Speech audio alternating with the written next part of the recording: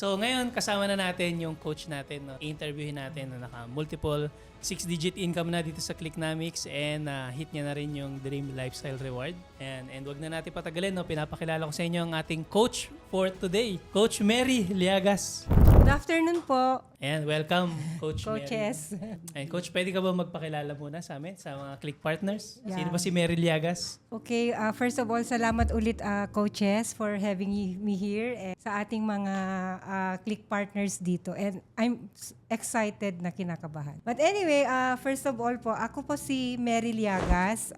Isa po akong granddaughter, daughter, sister, a relative, a cousin, a mother, a wife, a friend, a colleague, now a click partner, and last but definitely not the least, coach, a child of God. Thank you, Coach Mary, and maraming salamat din sa pagpapa-unlock ng interview natin ngayon sa episode 8 ng Win Podcast. Marami kami hinandang tanong sa iyo. Unang question namin sa iyo, Coach. Kasi nakita ko strong yung personality mo.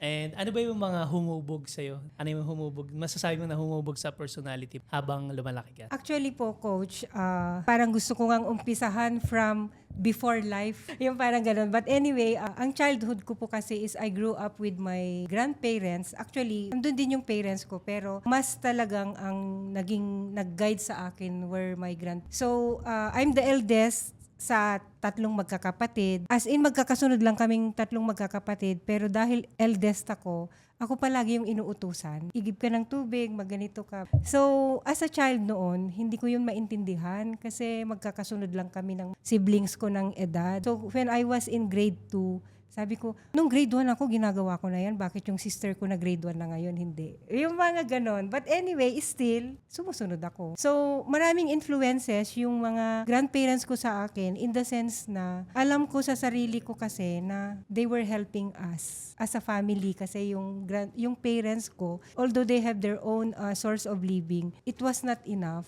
So I think my grandparents in-embrace na nila na ako at saka yung sister ko, kami ang pag-aaralin nila. Ang naman coach, given, yun na yun, di ba, yung sa parents ko. So as I grew up, parang ang pambawi ko supposedly sa grandparents ko is to do my duty as a granddaughter. Mag-aral, pero at the same time, noon din, bata pa lang ako, alam ko meron na akong baon, pero para may dagdag akong baon, maglilinis ako sa backyard namin. Kasi yun, hindi ako matatanggihan ng lolo ko pag hihingi ako ng extra doon sa usual na ba. Yung mga ganun, coach. Lumaki na ako, yung mga choices ko, even sa school, high school and college, malaking bagay yung boses ng lola ko. A teenager, hindi ko maintindihan yun noon, pero again, kahit umiiyak ako, wala akong choice, pupunta ako sa city. Nung college po ako, gusto ko sa Manila, but it was EDSA. Katatapos lang nag-EDSA, so alam nyo na kung ilang taon ako. Kahit hindi daw ulit ako mag-aaral. I wanted to be an engineer, pero walang chemical engineering sa Ilocos nung time na yon. So, I had no choice. Nag-accounting ako. Yung mga tipong ganon. So, I had so many preferences ko sana. But because of the circumstances, I just have to obey. Diba? Ganun po muna siguro. Yes. Thank you for sharing, Click Partner Mary. No? So, nung nag-college ka na, nakagraduate ka na, ano yung mga unang naging work experience mo? Tapos, from work experience, paano ka na-transition sa pagninegosyo? Siguro maganda ring i-ratsadahin ko na yung parang chronological order, di ba? Yes, From the journey. province, from the ganyan. Yes. So, nung pagkatapos ko na ng college, gusto nang bumawi ng lola ko sa akin. Sabi niya, ngayong magre-review ka sa Manila ka na. Parang ganun yung niya. Pero dahil nga I had good friends na parang sa Ilocos pa rin ako nag-review para sa board exam. But yung last week namin, before the actual exam, kasi noon Manila pa lahat, pumunta kami dito. Nag-exam, but noong time na yon, habang nandito kami sa Manila, na-hire kami nung mga friends ko sa SGB. So, nung time na yon, again, wala naman akong alam sa mga ganun kasi nga probinsyana, di ba? Although I know that as an accounting graduate, I think ang next dapat is auditing firm or what, parang ganon. Yung lolo ko noon, ayaw na naman niya akong papuntahin sa Manila. Nag-bargain na ako. Please give me just 1 year kasi 1 month lang ako nag-Manila. Kasi baka buong buhay ko dito na ako. Ipa-experience nyo naman. Anyway, basta pinayagan naman ako. Hindi ako natuloy sa SGB because nagkasakit ako. Pero yung last month ko na, chance ko na hiningi, sabi ko, that was December 1992, if I will not have a job na effective January 2, talagang pang province na lang ako. Good enough, nabigyan ako ng trabaho. Umuwi muna ako for the Christmas break, andito na po ako. Ngayon, ang job ko was nasa multinational company po ako. I stayed there for 5 years, almost 6 years, pero kumbaga, na-shield ulit ako doon. Na nung lumipat ako sa isang company ulit, kasi sabi nung nag-interview sa akin noon, Mary, you are a small fish in that big aquarium. Why not try to become a bigger fish here in a smaller aquarium? Ako naman noon, kaya naghahanap ako ng next job was, yung multinational company namin was, either lilipat siya sa Antipolo or sa Laguna. And nung time na yon sabi ko, at 26, wala pa akong boyfriend, ayaw kong taga-bundok. Ayaw kong taga-bundok yung sino makikilala ko doon. At anyway, yun yung ko.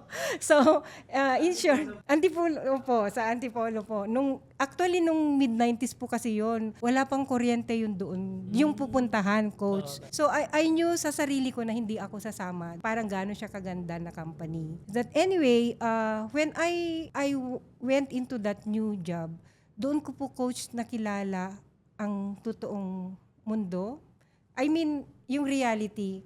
Hindi ko naman marami akong pinagpapasalamat. Na nung nandito ako sa bagong company, syempre medyo ako na yung nasa payroll, ako yung nakikilala ko tong mga taong to na papasok sila sa office, yung pamasahe na lang nila ang dala. Yung pangtanghalian, they are expecting na makakapagpasweldo na ako. Ganon siya. So, kung na-delay yung signatory, na late siya, or offline ang ATM, or hindi maipasok ng bank agad, wala na silang pananghalian. Diba? So, parang sabi ko, ganito ba talaga? So, parang yun yung isa sa mga parang totoong naging realization ko.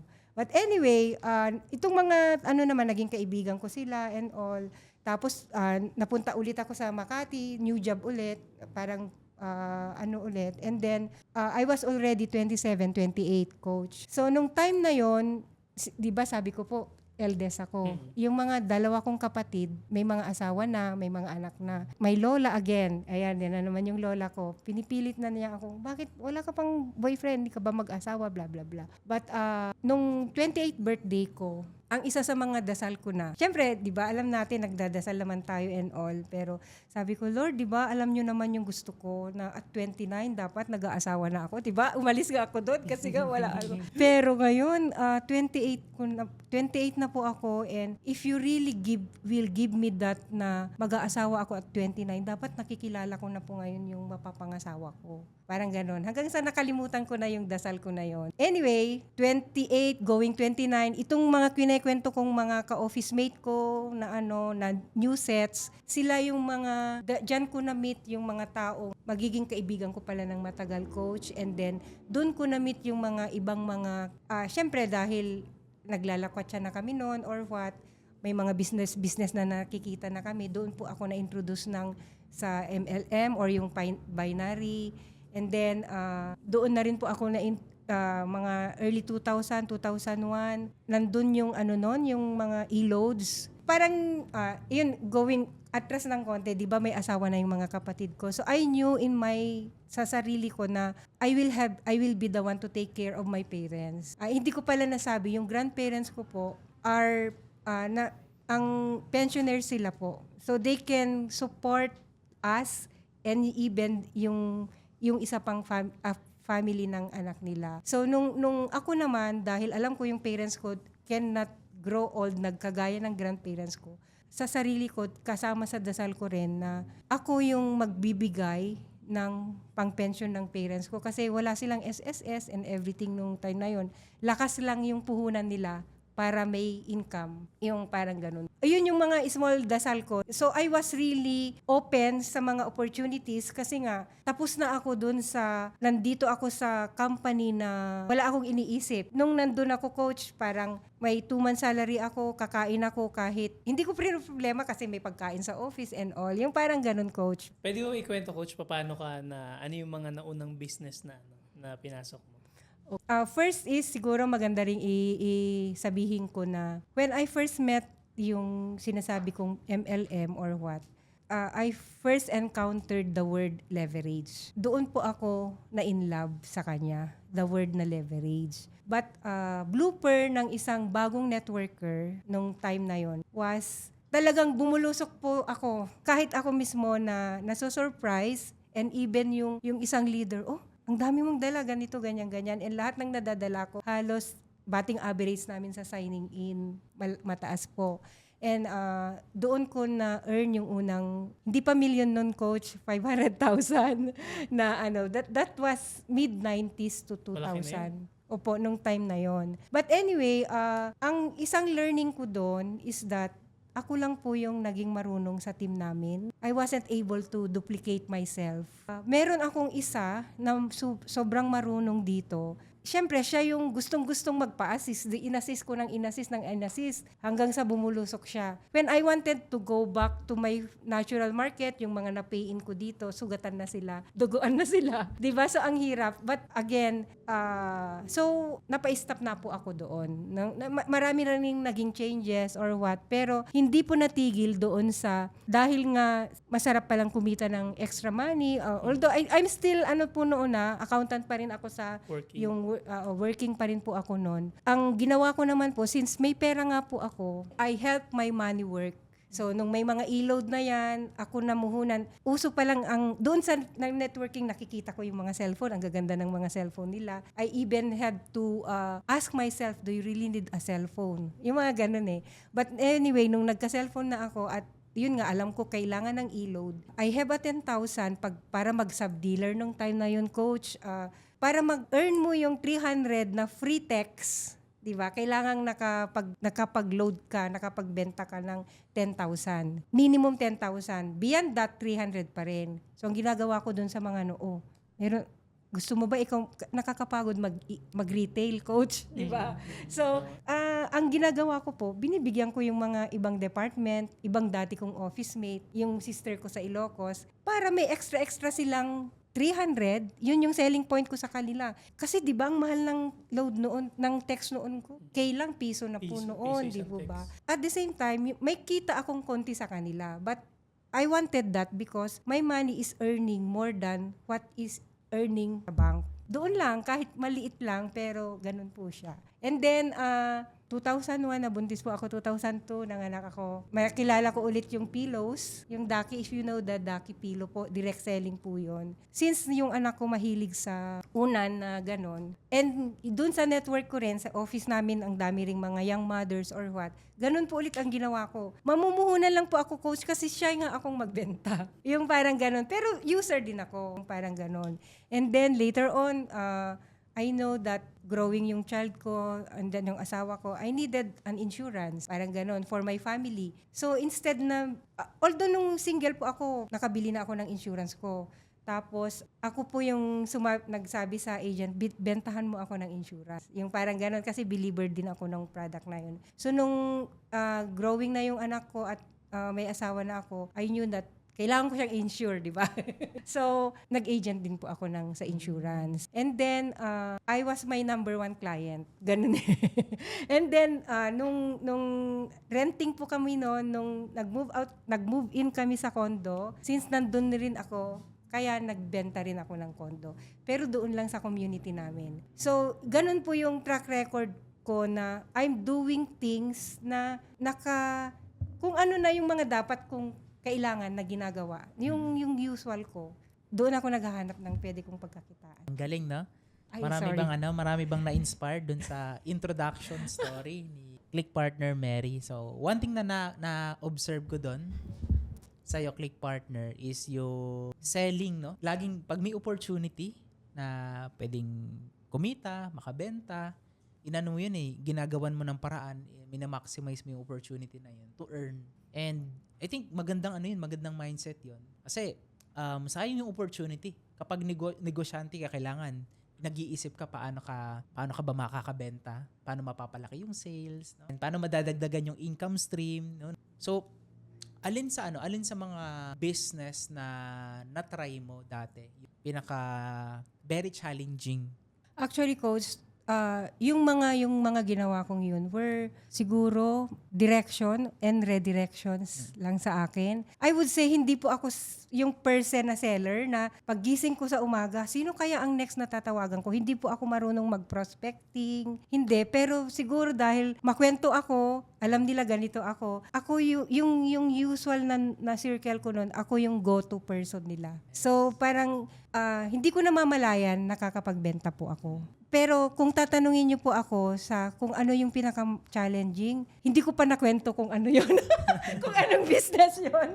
Ganun di ba? Sabi ko yung mga small time, nagbibigay ako ng financial sa mga gustong mag-business. Di ba? Kasi yun yung meron ako, yun yung parang kung sasabihin nating may treasure talent, yung konting treasure kasi meron nga po akong naitabi dati, may kinita po ako or I can source out. Kasi siguro I can do that because meron naman akong husband, siya yung provider ng basic So sa aming dalawa, ako yung gumagawa ng mga bagay na para activity yung family, yung mga luxury, may trip kami or what, sakita ko yon. Yung basics sa asawa, parang ganun po siya. So ngayon, dahil accountant nga po ako and nagbubukip ako sa mga iba, di ba rampadora talaga ako nung bata-bata ako. May mga nakikilala ako and then I met someone na may magandang business.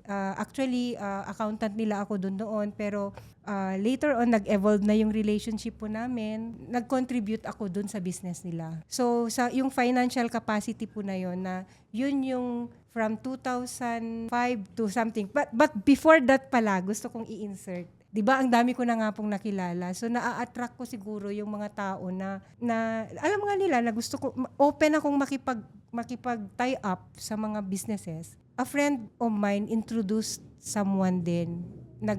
Kami sa bigasan po. Ako kasi po ako madali po akong magtiwala. Hindi po accountant po ako but I really will not hindi ko hihingin yung mga financial data mo or what o paano ka magbenta ganun lang. But since ang business niya, siya yung nagso-source out ng bigas or what, hindi ko respeto ko po yun sa kanya. Hindi ko aalamin saan niya kinukuha, kanino niya binebenta. Lumalapit lang siya sa akin as mag-infuse ng funds. Parang ganon. Maganda naman nung una po, but anyway, eventually, nawala po yun. It was really a big amount nung time na yun and hindi alam ng asawa ko yun. Kasi anyway, pera ko naman yun yung parang ganun. Basta ang sa akin po kasi noon, pag gumagalaw ako, hindi ko gagalawin kung ano yung para sa family. Para diba, hindi magsasuffer kung ano yung para sa mga anak sana namin or what. Nung nawala yun, coaches, kung mag-focus ako dun sa nawala, baka inatake na po ako. As in, iba yung pakiramdam. Pero I realized that, diba sabi ko, marami po akong binubukip. I was being prepared pala kasi magtra-transact ako ng more than 10 times siguro ng kung ano yung nawala. 10 times or kahit magkano. Yun pala yun. Yun yung na-realize ko dun sa struggle po na iyon. Okay. Ano yung mga masasabi mo na naging isa sa mga hindi mo makakalimutan na mga experiences? Anyway, yun, di ba, sabi ko, continuity lang po, coach So this was 2007, ang ganda. Kumbaga, in between maraming struggles, pero I would say na kalma lang lahat, coach. And then, nag-pandemic, marami akong network, coach, na maraming tumatawag sa akin ng ate. Ako yung go-to person nga, di ba po ba? Nung pandemic, may mga kakilala ako na nagkasakit or what. So, ang ko palagi kasi sa mga anak ko, pag may mga ganyan, mas maganda nang tayo yung nagbibigay kaysa at tayo yung humihingi. Mas maganda nang ikaw yung magpautang kaysa ikaw yung pipiliin mo kung saan kang position, di po ba? So, nung nag-pandemic, marami po kumbaga, hindi ko masyadong naging ramdam ang 2020-2021. Pero pagkatapos ng pandemic, parang doon nag-umpisa ang pandemic ko. Parang naubos ka. But at the same time din, I think nung mga panahon po kasi na yon, may mga inasikaso rin ako sa family or what na talagang it really affected me emotionally. So, that was 2022 hanggang sa nito nga pa 2025 na andun ako sa parang lowest in the sense na parang yung mga ine-expect mo, yung mga pinakamamahal mo or yung mga reason mo kung bakit dati yung lahat ng mga ginawa ko magmula nun, sila yung rason. Parang nanghina ka na, ay hindi pala. Alam mo yon, kung ngayon ko siya ikwento, wala na lahat kasi medyo naka-move on na ako nung nag-click namin sa ko. Hindi po. Pero kumbaga, hindi ko na siya kayang ikwento na maluha-luha. Pero dati coach, kung siguro tatanungin mo ako, hindi ko masabi yon. I think nung nagkakausap kami ni Coach Arnel, may ano pa yun, may overflow pa yun na maluluha pa rin ako. Pero I think recently medyo nag-shift ako ng parang the way how I see it para mas kaya ko na siyang i-handle. Totally agree doon. So, I think yung naging ano mo doon is tinitingnan mo yung mga bagay na maganda and in a sense na merong purpose yung bakit siya nangyari. Pero going back doon, ano yung pakiramdam na nandun ka sa pinaka lowest point ng buhay mo? And ano yung one thing na pinanghawakan mo para makabangon? Yung mga pakiramdam na yan, pag nararamdaman ko yan or gusto ko lang maging numb. Kasi parang, again, kung ikukwento ko from nung bata ako, di ba, ayaw ko yung na-awardan dati or what, alam niyo yata yun, di ba? May mga experiences ako nung bata ako na ayaw ko yung nababanggit na sino yung batang yun. Kasi masasabihin, ay anak siya ni ganito. Masakit sa akin yung pag dinedescribe nila yung father ko, hindi ko alam. I love him pero may sakit. Kaya ayaw ko na lang ma-awardan, ayaw ko na lang parang may ganun po ako. And then, kahit sa bakit ko sinasabi yun, coach? Kasi parang sinasabi ko lang na pag nandun ako sa mga ganong situation, nag-erase ako. Parang may dine-deny ko yun. May denial ako doon. And then, ngayong mas matanda na ako na may mga dinaanan na rin akong mga training or what, ito pala yung mga yun noon. Mas may awareness na ako doon. And then, mas may label na yung mga yun. So, parang ang sarap. So, palagi kong pag nagkikipagkwentuhan ako, I would always go back sa kung ano yung ako. Kasi malaking bagay yun sa kung ano ako ngayon. So, yung kung merong mga downside akong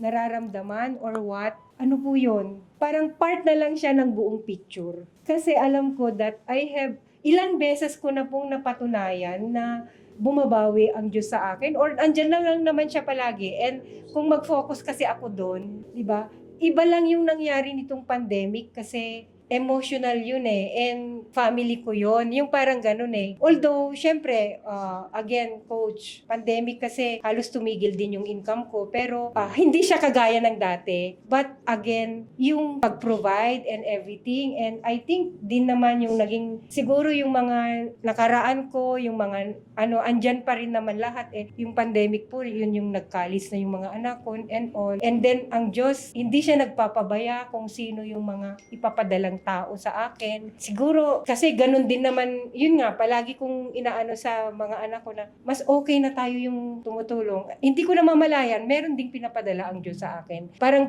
every time that I would go to that level na sabi niyo po na down, mag-inventory po ako ng mga taong tinungnan dyan. And, oo nga pala. So, I think, again, sabi ko nga po, just in time lang po, isa sa mga dasal ko nung mga na yun, sige, kalimutan, iset aside ko na nga muna yan, mag-focus ulit ako dito kasi kailangan ko ng paghandaan ulit yung next years kasi nga ginagastos ko na yung kinita ko dati. Yung parang ganun po. So ang isa sa mga sagot is I think Clicknomics. I'm not sure, coach, am I making sense? Tama. Ganda ng story mo, Coach Coach Mary. And experience mo yung nag-business ka sa bigasan, na-experience mo ng pandemic. Ano yung masasabi mo na naging lesson mo doon sa mga experiences mo na yun? Actually, ang palagi naman, I would say, kung nag-fail ako doon sa bigasan noon, is that siguro medyo naging stubborn doon ako, coach. Parang may mga nagsasabi ng, huwag kang masyadong mag-all out dyan. And yet, matigas pa rin ang ulo ko. Meron siguro greed factor din kasi ang ganda ng plan na pinakita sa akin di po ba? So, minsan may mga bulong kasi sa ako. Again, ang dami kong mga naging parang decision sa buhay po that naibulong lang nung una. Meron something in me, like, kagaya yung sinabi ko kanina, di ba, yung 28th birthday ko, ito yung prayer ko, blah, blah, blah. After 10 years or 12 years, nasagot yung prayer nasagot na siya, pero hindi ko pa alam yung sagot. Alam niyo po yun. Nung bata ako, yung mga complaints ko, nung mid-20s ako, nung nandun pa ako sa company na sabi kong okay, nasagot na pala yung mga parang sama ng loob ko or mga medyo tampo-tampo ko, bakit ako palagi inutusan. Yung mga ganun po, coach. Ayun. Paano ko nasabihin?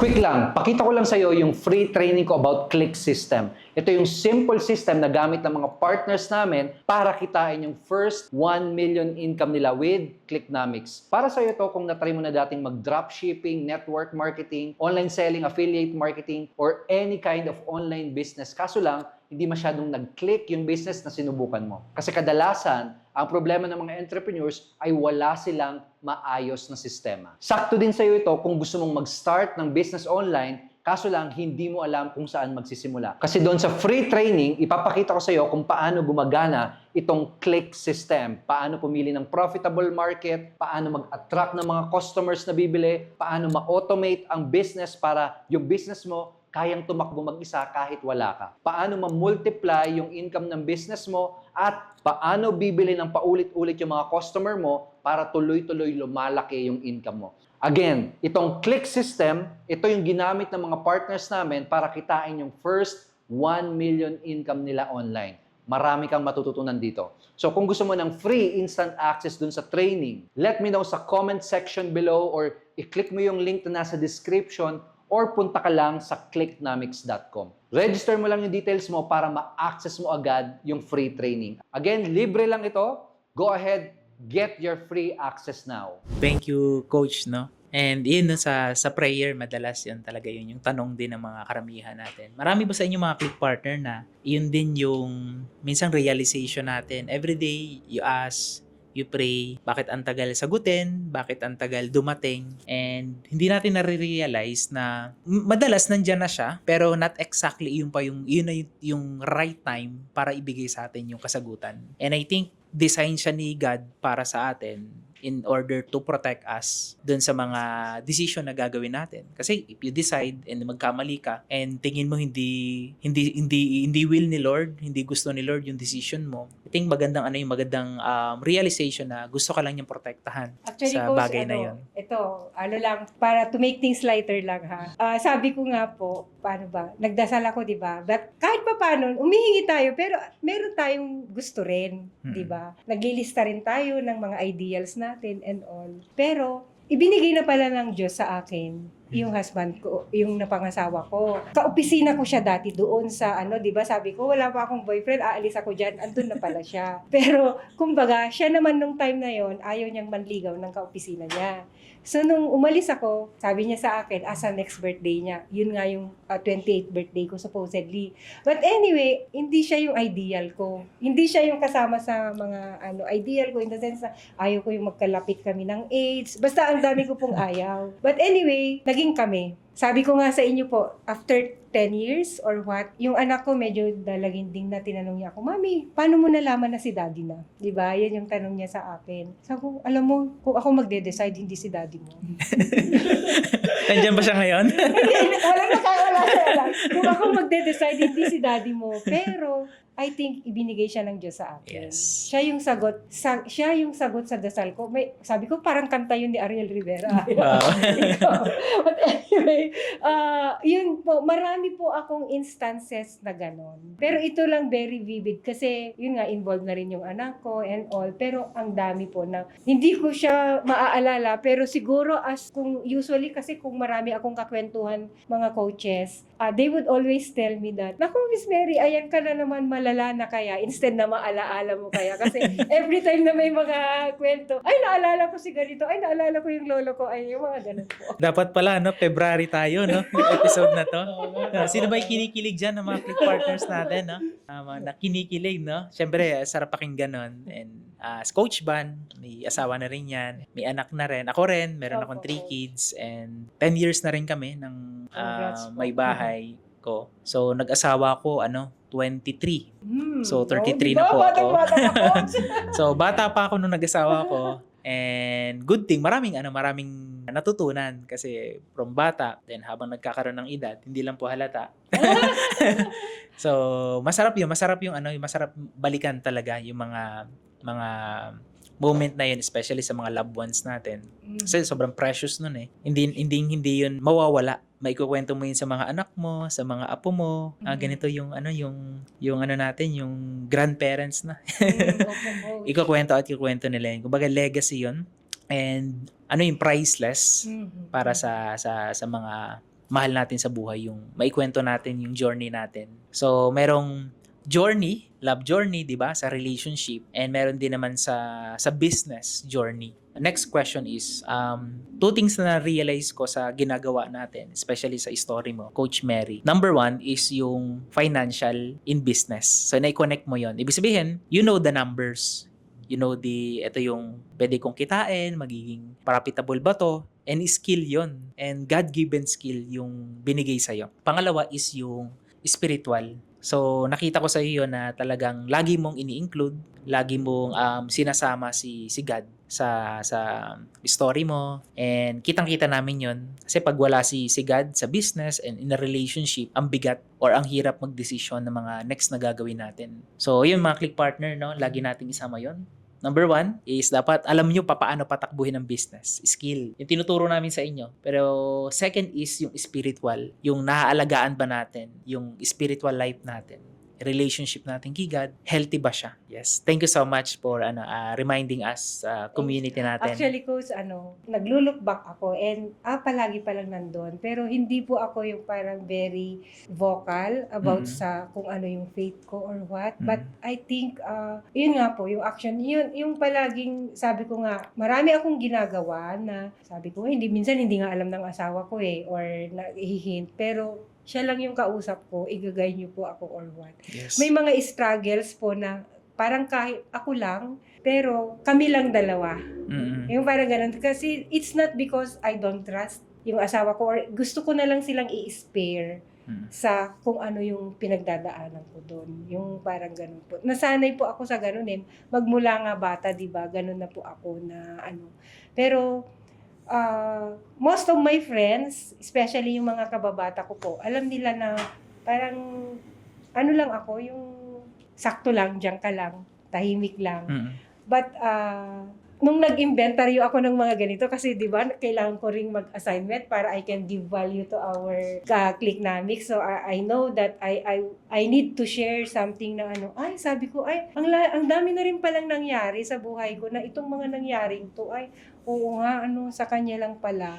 Ngayon po, kung kanina, yung real thing na tatanungin nyo, ano yung naramdaman ko, paano, hindi ko na nga po alam kung paano ko sasabihin na gusto ko kasi sana na manamnam na yung realistic ba. Pero ang kaya ko na lang sabihin is kung paano ako nakaahon doon or na parang, ngayon, I'm still struggling, work in progress. May mga kailangan pa rin akong sagot, may mga inaano pa rin. Pero it is much, I'm much in a better position. Praise God. And that's normal, no?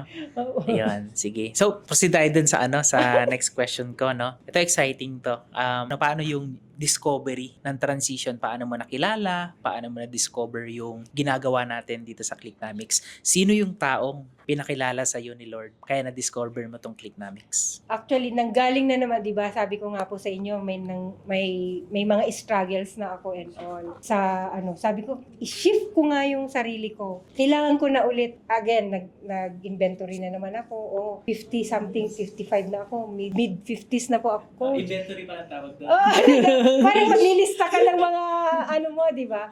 So sabi ko, parang kung okay, wala akong masyadong struggles sa buhay may struggles pero parang naging kalma lang sa iba. It's because of yung mga rampadora kong Coach, 'di ba? So I need to go back. So ang sabi ko pong may yung friend ko sabi niya, mag-TikTok kaya tayo sa TikTok affiliate. Parang ganon yung ano niya. O sige, pero hindi ko forte yun kasi may video coach, di ba? Pero I think narinig ni cellphone yung affiliate. Narinig ni cellphone yung affiliate na ewan ko, nagpakita si Clicknomic. But nung time na yon na nakita ko is that I think I was ready to receive ideas kasi I'm on the lookout dahil nga I want to do something in preparation for my retirement na kung ano ang pwede kong gawin pag nag-retire na ako. Yung something na doable para sa senior or sa lola na. Parang ganun po. Kaya napunta po ako sa napaklik po ako sa Clicknomics. Tapos nag-ano ka din, no? Nag-start ka din na mag-Facebook ads. Ano yung reason bakit ka bakit mo nagustuhan na i-try din Facebook Actually, ads coach, strategy? nung na-click ko na si Clicknomics, actually, na-delay pa ng konti. Nung nag-onboard na kami ni Coach Janice, si Coach Janice po. Thank you, Coach Janice. Si Coach Janice po yung nag-onboard sa akin. Doon pa lang po, medyo tululaway na ako. Ganun Sorry for the word. Parang nung nakikita ko, kasi numbers nga po yun, di ba? Pre-present niya. So sabi ko, if I will do this, mag-upgrade na ako. Wala pa akong anything na alam kasi hindi sa Clicknomics.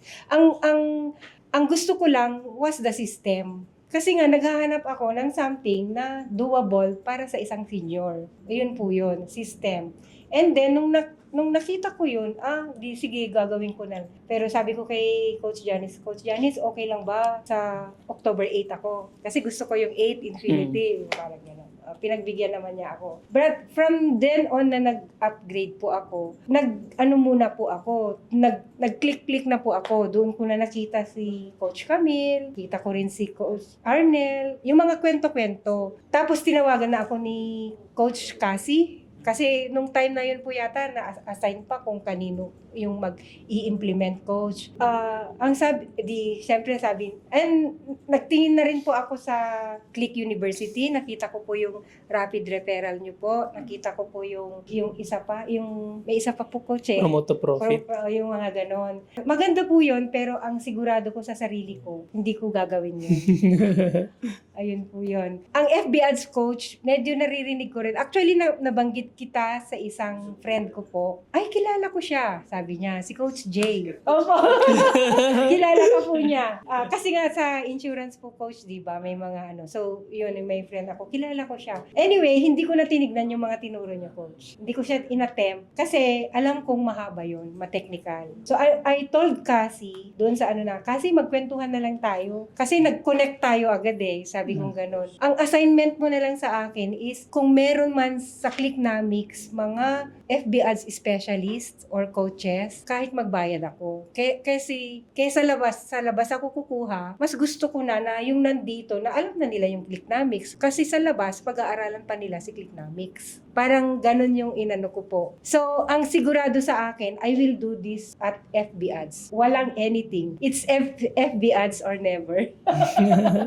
Parang ganun po siya. So, habang inaantay ko yung schedule ni Coach Kelly at saka ni Coach Arnel, kasi hindi naman agad-agad po nun. Yun nga po, nag-click ako, nag-try na rin ako. I asked yung friend ko na sinasabi ko, kaya mag-check out ka nga, i-try mo nga kung totoo yung system. Kasi yun naman po yung binili ko dyan. Ay, okay, madali lang, real time. May mga ganun po yung ko. So, nung magkakausap na kami ni Coach Kelly at saka ni Coach Arnel, ang unang tanong ni Coach Arnel sa akin, Coach Mary, sigurado ka ba na ito gagawin mo? Ayoko yung parang umpisahan mo tapos hindi daw. Parang yun yung niya sa akin. Sabi ko, sige Coach, try me kasi ito lang yung alam kong way ko para gagawin ko ito. So kung ano yung sasabihin nyo, lang, yun susunod lang ako. Yun po yung namin. So we started November 1. Actually, October 31 ng gabi, na-set up siya ng November 1. Since then, hindi pa po na-stop yung ads.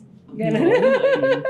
hindi pa siya nagpahinga. Pero minsan binababaan, minsan pero actually, kaya naman siya ganon. Tuloy-tuloy ko lang.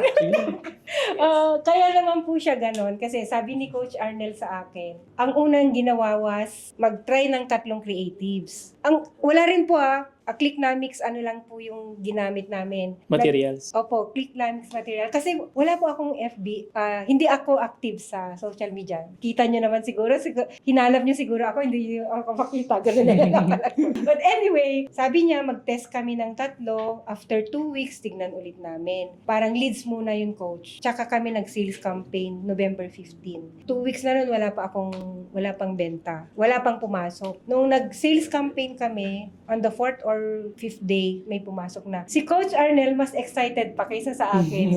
Kasi nung yung mga panahon po na yon, nag-click ako sa Clicknomics pero hindi pa ako ready. Yung mga pag-a-attend ka ng yung mga Monday, Marketing Monday, Transformation Tuesday, Wellness Wednesday, Tribe Thursday, Faith Friday. Hindi ako maka-live kasi may iba akong ginagawa. Pero andito na nga po ito. So, ang activity ko was the ads, di po ba? Tuloy-tuloy siya hanggang ng December, hindi na namin ginalaw ni Coach Arnel. January na kami, kasi busy nga rin po si Coach Arnel. Ayun po siya. Tapos February, na-hit mo na yung di ba? Actually, February 3 po. Oo. Talagang meron po akong Ay, naalala ko, may kinuwento ka sa akin, di ba? Gusto mo ma-hit yung DLR. Opo. Kwento mo nga yun, Coach. Anyway, nagmi-meeting na po kami ni Coach Cassie at saka ni Coach Arnel. Kami pong 3 or even si Coach Kelly, may connection na po agad. Alam niyo po, Coach, in anything that I do, di ba mag-ano naman. Mahalaga sa akin yung connection. Yung ramdam ko sa inyo na may connection tayong dalawa. Yung parang ganon. At kami ni Coach Cassie, ni Coach Arnel, meron yung ganon. Na easily I can tell Coach Arnel, ay Coach, ikaw pala yung 8 months lang. Yung parang, 8 months bago kumita. Pwede bang magpaalam ako sa'yo, Coach? Ibibit ko naman yung record mo, 7 months naman bago ako kumita. Sabi kong ganun sa kanya. Hindi ko, nung time na yun, hindi ko alam kung natuwa or what si Coach Arnel sa akin. Pero seryoso po yung sagot niya sa akin. Kasi ginok ko siya, pero seryoso yung sagot niya.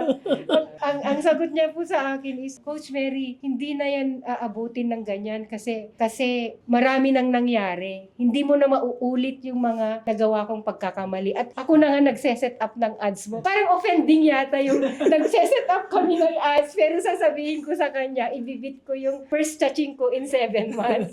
So, that was November 1 po, Coach. And then, since nandun na ako sa circle niya, I was invited dun sa group niya nang magbe-birthday sila ni Coach Nori. So, saling-pusa po ako dun. Andun sila Coach Anthony, yung mga pangalan si Coach Lani Beth, andun na po sila, saling-pusa po ako doon. Na sabi ko, nung nag-video pa, sabi ko, Coach, ano ba yan? Blah, blah, blah. But anyway, sa tuwa kong yun, tinawaran ko, kasi naririnig ko na sila. Sabi ko kay Coach Arnel, sige, sa February naman, ako naman mag-treat sa inyo ni Cass. O bakit anong okasyon nun? Sabi niya ganun sa akin.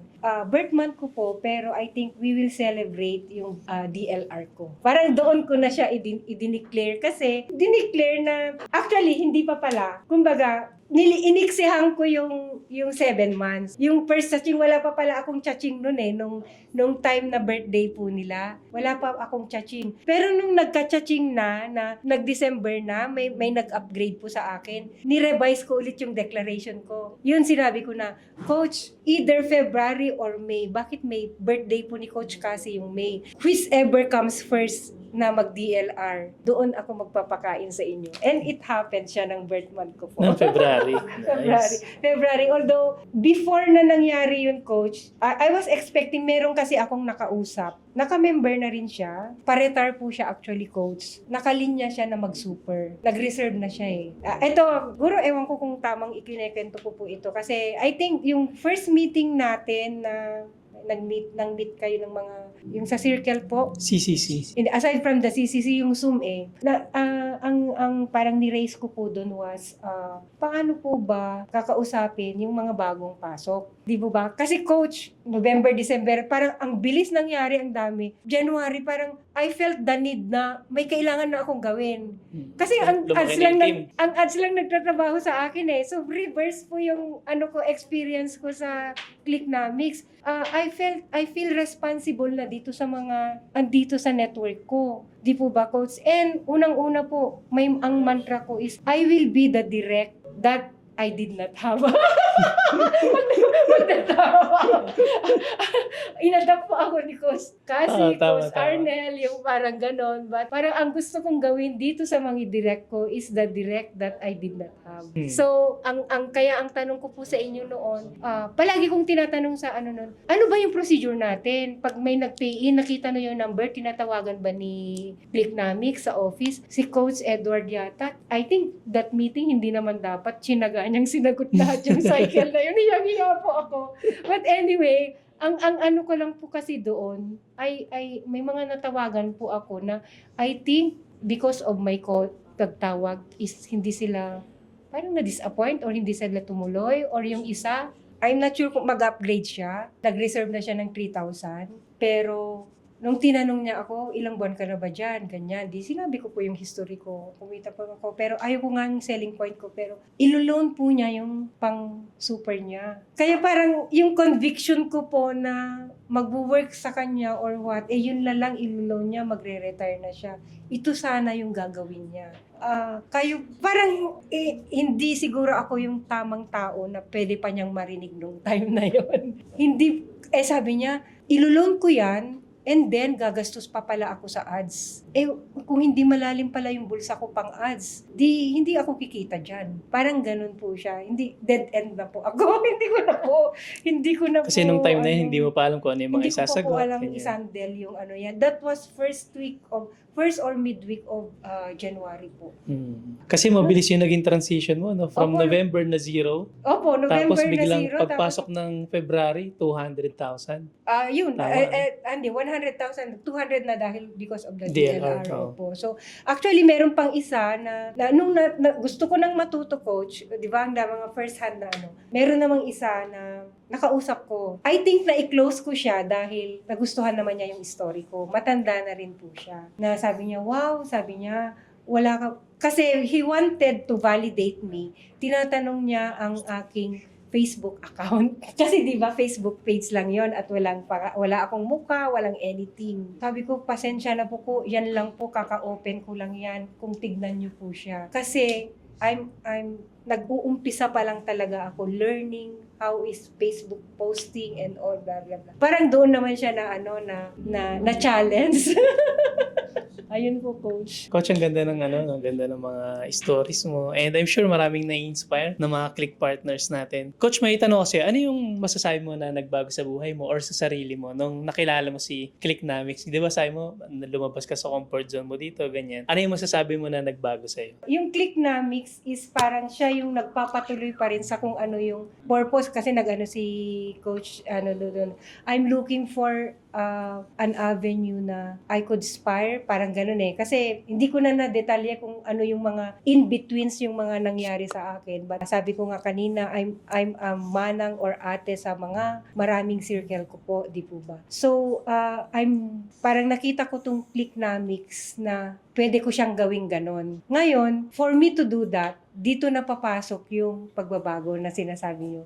I'm entering a new territory that never or hindi naman never siguro, very seldom or hindi ko pa masyadong kilalang territory. And this coming out here na hindi alam ng mga karamihan. Yung asawa ko, alam niyang pumunta ako dito. Yung friend ko, alam nila. Yung mga anak ko po. Pero kung ano itong pinagsasabi ko, hindi po nila alam. Hindi ko po alam kung makikita nila, papanood nila. But at the same time, I only ask to nakaka-pay in lang. But may challenge yata yung yung Zoom niya. Pero kasi sabi niya sa akin, yun nga, wala nga akong picture po, di ba? Parang sinabi ko sa kanya na pumunta siya dito para makilala niya ako. Pero I'm not sure kung nandyan po siya. Ayun po, Coach, yung tanong niyo po, yung ano yung nagbago? Trying and getting myself ready for the unknown and opening my arms and legs for new possibilities like itong mga technologies or whatever. Parang ako ngayon, kung si Coach Arnel, kung ang sasabihin niya, sige, siguro sabihin niya, tumalong ka dyan, sige. Pero nung bago-bago ako, yung pagbibideo, hindi pa eh. Pero alam niyo po, si Coach Mel, nung may activity tayo nung February 28, talagang hindi na ako makahindi eh, kasi may dalawa akong kasama. Pero siguro kung dalawa lang kami, baka humindi pa ako noon, Coach eh. Pero kagaya kay Coach Arnel, pero kahiyaan na lang pala minsan, and then especially if there are people below you na parang who will look up to you. So kailangan mo palang gawin yun kasi ang hirap mo silang pagawin later kung nakita nila hindi mo nga ginawa eh. Wala kang bragging rights. To say that. And then, sobrang gandang personal growth and realization yung nakita mo na you're one of the click partners na i-look forward ng mga click partners natin sa community. Maganda si click partner Nel, yung mga other coaches. Ganun natin nakikita, ganun natin. And maganda yon kasi nagagamit tayo as inspiration sa ibang tao. Hindi pong ako down na down ngayon pero nung nakita ko tong click partner na to, coach na to, parang iba yung ano niya, iba yung pakiramdam ko pag nakikita ko siya, na-inspire ako sa kanya. Yung kailangan natin ngayon, especially sa mga nangyayari, crisis, kailangan nating mag-ingay and magbigay ng mga good influence sa mas marami pang mga tao, especially in our community. Yes, Coach. Kasi intentional yan, Coach. Yes. Kailangan gawing intentional. Parang palagi kong, yung seed na yon of being an inspiration, Coach. When I was nakaupo sa graduating class, nagsalita yung speaker namin. Hindi ko na alam kung ano yung sinabi niya. Pero ang naalala ko lang, one day gusto ko nandyan din ako, magsasalita rin. May isa o dalawa lang akong ma-inspire na graduating din. Okay na ako. Parang ganun yung graduate dream ko nung time na yun na eventually nakalimutan ko na, di ba? Umiyak-iyak pa nga ako pagpasok ko ng high school, ng college, hindi natupad lahat. And then, 2 years after passing the board, I was invited. Wow. Anong year yan, click partner? 1994. Coach. 1994. 2 years old pa lang tayo nun. Opo. Coach, Hindi pa kayo tao nun. Hinahabol Pero pa lang kami kumbaga, naman. actually, ang Wow. pagsasalita, hindi ko po kaya. I mean, alam ko sa sarili ko na pangit akong magsalita. Pero, yung reason for me to go there, tapusin ko yung full circle, di ba? Yung naitanim na yun, kailangan kong gawin yun. And, ginawa ko yun. Ako yata yung first na nagsalita na nag-Ilocano. Kasi ayaw kong mag-English dahil I don't want to try hard na mga mali-mali yung ano ko po, Coach, di ba? Yung parang ganon. So parang, naalala ko lang po, Coach kasi dito dinedeclare, parang nasabi ko, nang gusto ko ito rin ulit, di ba? Parang, hindi ko alam kung ilang taon mangyayari yun ulit kasi yung dati 12 years eh. Marami ako, di ba, yung sa nalaman ko na nasagot yung isang major na ganito ko, years din eh. So, ang PC ko naman sa Clicknomics, Coach, malayo. I mean, nung nangyaring kumita ako, agad-agad, it's the system. Na-prove natin yung system. Andun na siya. Di po ba? Yes. But ako po, ayaw kong gawing selling point yon sa katauhan natin. Kasi we have so much to learn pa eh. Kailangan nating i-ready yung sarili natin to receive whatever breakthrough na ibibigay ni Clicknomics. Kasi kung kagaya lang natin yung nanalo sa loto, biglang dami. We are not ready to handle those yaman. Di po ba, Coach? So, again, yung Clicknomics, andyan na siya, vehicle na siya, it works. Pero, let's make ourselves ready to receive those. Yes. You are prepared. You are preparing yourself para dun sa bigger goals and bigger success. And nakakatawa yon. And siguro, let's say, meron lang akong gustong itanong sa'yo kung sakali magkaroon ng pagkakataon or opportunity na ma-invite ka sa isang kilalang TV show dito sa Philippines, no? Sabihin natin si Ate Charo. Ano yung magiging title ng buhay mo kapag ikinuwento yung story mo sa media? And bakit? Gusto ko sigurong, parang, yung last episode kasi si Coach Kim may kwentong kalabaw po siya, di ba? Tama. Naalala mo pa. So, ako naman gusto ko mag-ask ng permission. May kwentong starfish naman po. Siyempre. Itong kwentong starfish ko naman po is that merong isang matanda, nakita niya po yung bata sa seashore na parang may pinupulot siya. Tapos binabato niya sa dagat or sa sea. Tapos nilapitan siya ng matanda. Sabi niya, "O bata, anong ginagawa mo diyan sa mga starfish na yan?" Kasi kagabi, parang malakas may storm, yung mga starfish napunta po sila sa shore.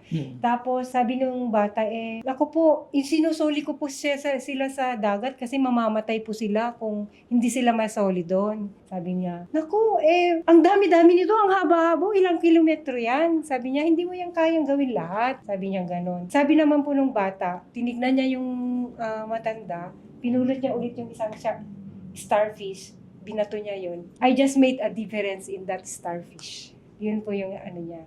So ako po, coach, hindi ko lang na-detalya lahat, pero, ngayon pa lang ako nag-uumpisa dun sa 1:many, di ba, word ni Coach Edward yun But I want to make a difference sa kung sino man yung ibigay ng Diyos sa akin. Di ba palagi ko pong dasal, mamimili ako di ba buffet, ang buhay is parang buffet lang yan. Pipiliin ko kung ano yung gusto kong kainin. Pipiliin ko po yung opportunity na gusto ko. Pipiliin ko po yung kung saan po akong position. Pero ang kasama sa dasal ko is that, mayroon po kayong gustong i-bless, okay po, open po akong gawin nyo sa akin. Ganun po siya. So ngayon sa Clicknomics, I'm starting it na by doing na, may page na po ako, di ba? Hindi naman nila alam yun Pero kung try nyo pong isa-isahin yung mga sinasagot ko sa page, although may chatbot po siya or what, pinipilit ko po siyang sumagot isa-isa. Kumo-connect ako sa kanila. Kasi parang gusto kong iwanan sila na, syempre, magre-remind naman si algorithm sa maraming silang click. Hahanapin sila, sino kaya yung nakausap kong yun? Hindi man po sila nag-join sa akin, I think mapapanood ulit nila ito sa mga future, maalala nila. And then, I want them to do that also later on sa mga mag-click-click sa kanila. Ayun po, Coach. Okay. Thank you. So, ayun Coach, before tayo mag-end sa session na to meron pa kasi next ano yung mga tips na masasabi mo sa mga click partners natin na nanonood? Ang number 1 po sa akin is gawin nyo kung ano yung masaya kayo. Kasi by doing that na masaya pa rin kayo, compensation na po yun Unang-una, syempre doon sa yung masaya kayo na ginagawa nyo, committed ka na. So hindi po ibig sabihin na kung hindi ka na masaya, aalis ka na. Di ba? Hindi yung premise na dahil hindi ka, may konti ka ng inconvenience or problema na ayaw mo na kasi hindi ka na masaya. From the very beginning, na nung nag-commit ka, alam mong nag-commit ka kasi gusto mong magiging nakita mo yung idea, ito yung hinahanap ko, magiging masaya ako dito. So, para sa akin, in anything that I do, syempre, I would always parang seek approval or guidance. Gagawin ko po ba to? Ilalagay niyo po ba ako dito? More or less, ang sagot niya palagi sa akin, maging masaya ka, mahahanap mo ba yung purpose mo dyan? Coach, siguro idadagdag ko lang kasi gusto kong i-expound yung buhay ko na lang din. Di ba? From birth to death na or from before life to after life. Parang ganun Yung goal ko po ngayon is that something na ginagawa ko that it affects even beyond life. Parang ganun po. Nabanggit niyo po kasi kanina, Coach J, yung kikwento niyo sa mga anak, yung sa grandparents, yung mga ganun po, di ba? Parang I would always go back dun sa may maganda sigurong nagawa yung mga ninuno ko para ma-experience ko na masaya ako. Hindi po, ang sukatan po is hindi kung anong meron ka or what, yung disposition mo po. And then itong disposition na to is gusto ko pong ipasa gumagawa ako ng mga ganito, siguro to make a difference. Pagtatanim po yun na pwedeng anihin din ng aking mga anak ng mga anak ng mga anak ko. Parang ganun po siya, Coach. Ayun po.